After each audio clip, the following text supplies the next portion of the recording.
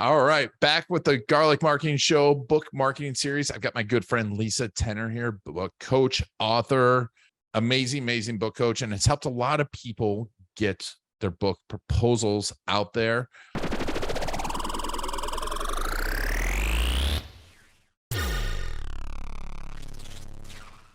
Some very famous books, very successful books. Lisa, thanks for being on the series. My pleasure, Ian. So I think a lot of people, we talk so much about self-publishing and thinking about it, but there's a lot of advantages still to doing a book proposal and getting in front of a book publisher these days, isn't there? There is, it's always, I think, a very individual decision. And I'd say, a lot of clients, I'll say self-published, absolutely. But if you really want to get that cachet of a traditional publisher and have somebody who's doing all that background work for you, you don't have to think about a lot of that. It can be, again, a great way to get your book out there and have the greatest impact, especially with a big 5 publisher or a publisher that's really specific to your niche and they already have a big audience within that niche. Oh yeah. And we write books. A lot of people are in business to write books because they want to grow their authority and they want to become an authority / thought leader. I'm not a big fan of that, but it will help you. And the idea of getting in front of someone, the right people, is important. But the idea of a proposal seems daunting. Now, do you have to have a book written to write the proposal? You don't. All you need, well, I shouldn't say all you need because it is a big project, but all you need is the, kind of all those marketing pieces that make up a proposal. And we can go over what some of them are. And then 1 or 2 sample chapters. Sometimes for particular publishers, they want to see more, like 3. And if it's a memoir, the book should be written because they'll read the proposal. And unless you're super famous celebrity, they're going to say, well, show us the whole book. And we want to make sure it holds together as a complete story. Gotcha. So how long does it take to write a proposal? How long does it take to get it accepted? Yeah, that's a great question. I would say, the average person who comes to me doesn't have a big enough platform. So partly while they're writing the proposal, they're working on the platform and the platform may take a little longer. So if you have a platform, I'd say you could do a good proposal in 2 or 3 months. Some people do it even faster. Most people take longer. And that's just, I think they have a lot of things going on. And so, but also the biggest thing is that platform building. And so it just drags it out. So if you can do whatever you can do to grow that platform quickly, that's going to make it a lot quicker to go to agents and then publishers. In terms of how quickly they get back to you, I'm fortunate to have relationships with agents, so they will get back to me usually within the day, which is really nice. But if you don't have a relationship, sometimes they don't get back to you. They say, because of the many piles of submissions we get, we can only get back to you if we're, interested. That's especially true with publishers. But usually it's your agent who's going to work with publishers. And it kind of depends on the time of year and which houses they're going for. But they usually will know fairly soon whether there's some interest, but then if it goes to an acquisitions board meeting, there might be a bunch of books that are in the next couple meetings. And so it gets pushed down the road a little. So it's a little hard to say, but usually that unless the agent wants some changes or wants you to develop your platform more, I would say maybe 2 or 3 months. Gotcha. And so you've helped people, because I want to talk about what goes into a great proposal, but tell me, because you've helped people who've written proposals, it didn't work, and you've reworked the proposals, haven't you? Yeah, absolutely. I mean, sometimes it's just the structure of the book that they're proposing isn't ideal. Like they're proposing it in 2 parts, and the first part is, all about the why, and the second part's prescriptive. And people usually want those steps to take sooner. So you need to mix the why in, or the teaching and educational component with the prescriptive part. Gotcha. And does one story come to mind of someone that you've helped with a proposal after they've written the proposal and gotten their book published and became famous and successful? Because I know you have a few of those people. Oh, good question. So somebody who's come to me, usually I guide people from the beginning to write their proposals. So there definitely are people who do come to me with a full proposal, but it's just not coming to mind right now. Let me see if it does No, later. no problem. But Tell me but about in someone that terms, you helped with their proposal. Who comes to yeah. mind with? So I've met a lot of my clients at Harvard Medical School's publishing course, where I served on the faculty until the past 2 years. They haven't offered it, but so it was over a decade. And one of my early clients was Carrie Barron. She's a psychiatrist, and when she pitched the book at the conference, she was calling it "I'm creative, but I can't create."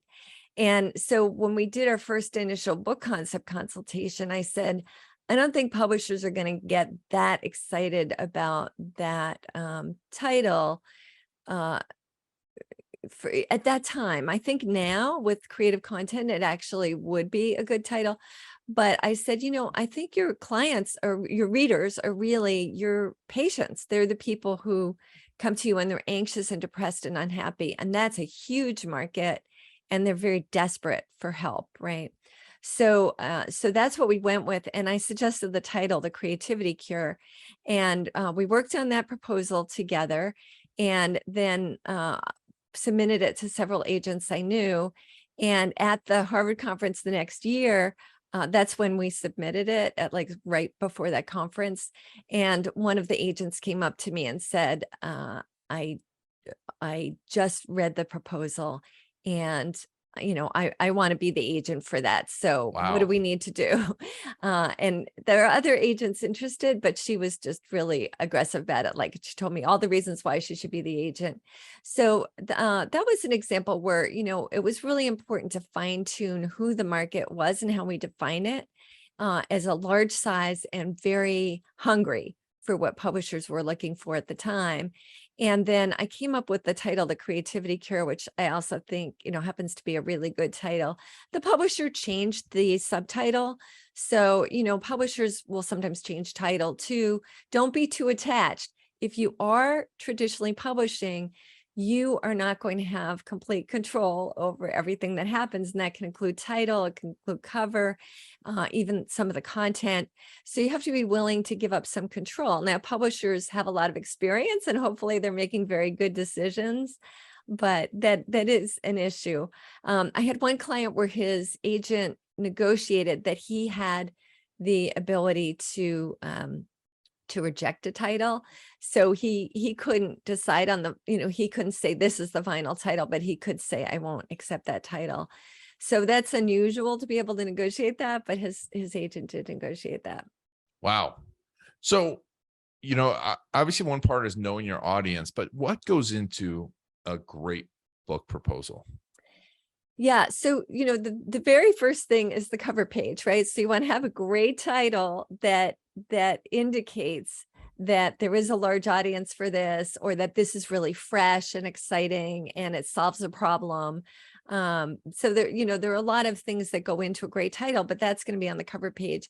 Another thing that's on the cover page is the forward. So if you get a forward by a celebrity or a New York Times bestselling author, that's going to help also. And both from a standpoint of credibility, but also on Amazon, when people search for that forward writer, your book will come up. They're considered an author. So that's a really big thing. Publishers love to see it. So that's some of that right away what they see. Then you might have a splash page with some bullet points of things that are going to attract the publisher. And then you've got the overview. So you want a really great hook. And the hook could be something counterintuitive. So the publisher's like, wow, I didn't know that. That's really interesting. And people will be excited to learn more about this. The hook could be, some statistics that show how important this book is, how needed it is, how big a market it is. And also, it's always good to have a platform hook.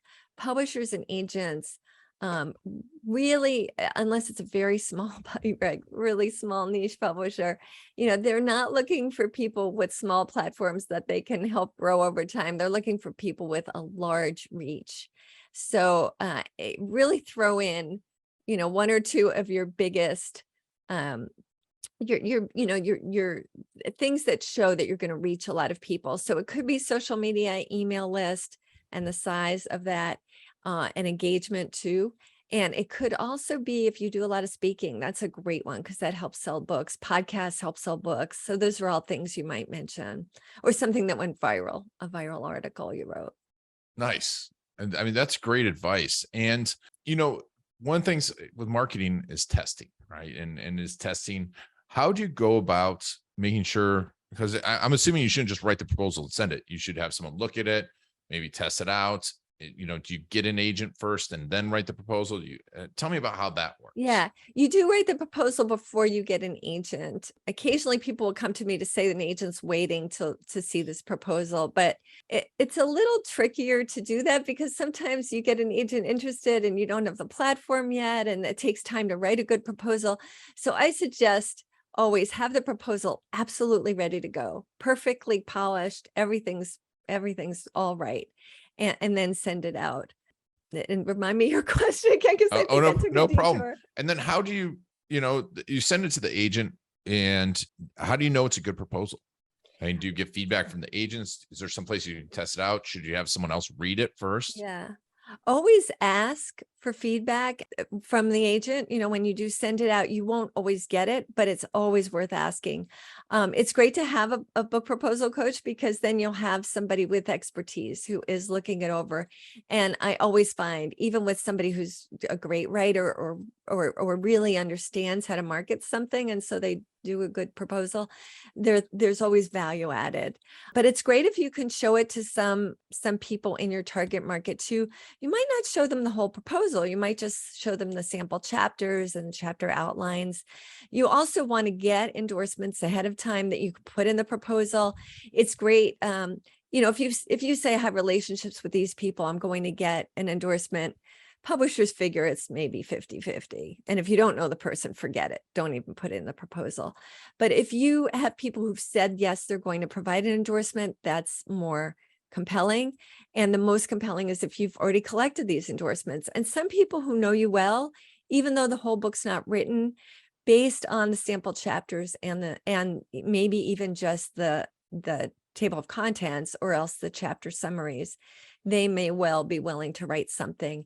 And that publishers really love to see and agents love to see.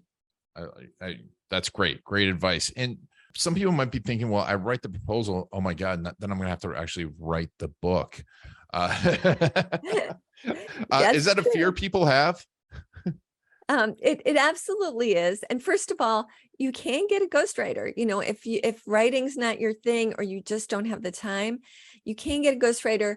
I will say that, and I do actually part of my business is referring people to ghostwriters. So you get what you pay for. And it's just, I've seen it time and again where people go for cheap ghostwriting and they get something unusable. So if you don't have the budget, don't hire a ghostwriter, hire a good editor. But so that is one option. And the other thing is you'll hire an editor to help you, and you should do that with the sample chapters for your proposal as well as the book itself. One thing I will say is make sure you're budgeting for an editor for the book, because if you send in really beautiful sample chapters and then you sign a book deal and suddenly you're sending in chapters that are really not the same quality, the publisher's going to feel misled and be upset, and it might really wreck things for you. So send in the same quality that you sent in your proposal for the book. People sometimes think, well, my editor is going to edit it, and they may. Nowadays there's less money for that, so it depends on the publisher, but they want to see something really polished and fine-tuned. They don't want to do a lot of detail. In fiction, they may do a lot more hands-on editing, but for a prescriptive book, nonfiction, they are not going to want to do that. So you really need to hand in something really polished. That's great advice. And here comes a shameless plug, because you have an amazing group to help people with this, don't you? I've been parts of your groups. That's why I brought you on. You're really great at coaching people, and also a great writer. Tell me a little bit about your group. Yeah. So the group is it's really great for people who need some accountability.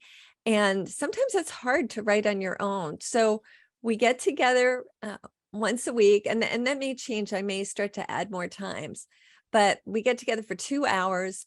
We're kind of doing some movement and breath. So we really get that creative energy moving, all that oxygen to the brain.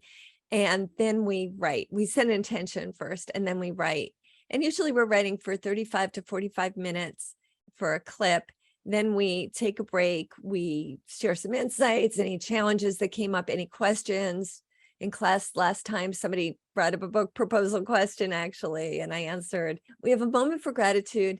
And then we go back and kind of do some movement again and breathing, because that, if you're sitting at a desk, there's just a way that things start to not flow as well. And it's just really great to get things moving. We write again for another 40, 45 minutes. And then people do have a chance to read to somebody. We do breakout groups. So that's an opportunity to gain some confidence too when you're sharing your writing, and you might get some feedback that's helpful. So that's I think a great place to start. And we do it every single week. And what's the name of the group, and where can someone learn more about it? It's Get Your Writing Done, and you can go to lisatenner.com and you'll find it under Write a Book. I love it. We'll put a link to that in the show notes. And where's the best place to follow you, Lisa? Where do you spend most of your time? Well, I'm on Twitter, and that's probably the place where I post the most, but I'm on Instagram too. Lisa Tenner Writes with some underscores in there, and LinkedIn, not as much. I'm there. You can find me there, and I'll get back to you, but I don't check it every day. And I do have a Facebook group too, Write and Create with Lisa Tenner. And that's free and a great place also to get some accountability, feel like you're part of community. And so feel that support. And also I'll answer questions there as well. And I also have a blog, lisatenner.com/blog. And that's a good place to, I've got tons of articles on writing book proposals and lots of other writing things as well. Awesome. We'll put a link to all that stuff in the show notes. Lisa, thanks so much for being on the book marketing series on the Garlic Marketing Show. Thank you, Ian. It's a pleasure. And thank you all for taking Lisa and I on a journey. Make sure to connect with her. If you're thinking about writing a book, if you need a proposal, definitely do it. She's one of the best. But thank you all. And this has been Ian Garlic and the Garlic Marketing Show.